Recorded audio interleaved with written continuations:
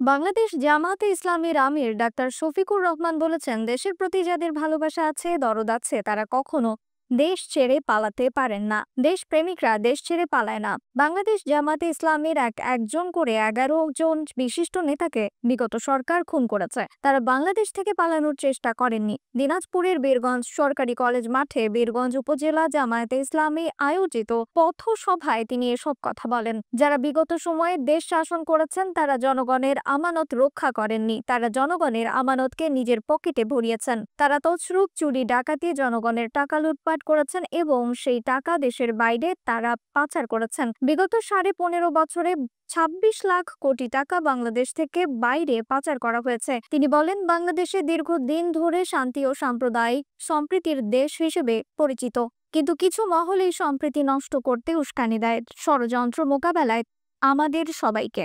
তরুণদের প্রশংসা করে তিনি বলেন, অতীতে স্বৈরাচারের পতন ঘটাতে কোমলমতি ছাত্রছাত্রীরা অগ্রণী ভূমিকা রেখেছে। তাদের নেতৃত্বেই দেশের ভবিষ্যৎ রচনা সম্ভব। পথসভায় আরো বক্তব্য দেন জামায়াতের সহকারী সেক্রেটারি জেনারেল মাওলানা রফিকুল ইসলাম খান, অধ্যক্ষ মমতাজ উদ্দিন, কেন্দ্রীয় মজলিসে শুরার সদস্য মোহাম্মদ আনোয়ারুল ইসলাম এবং দিনাজপুর জেলা আমির অধ্যক্ষ আনিসুর রহমান সহ অন্যান্য নেতারা।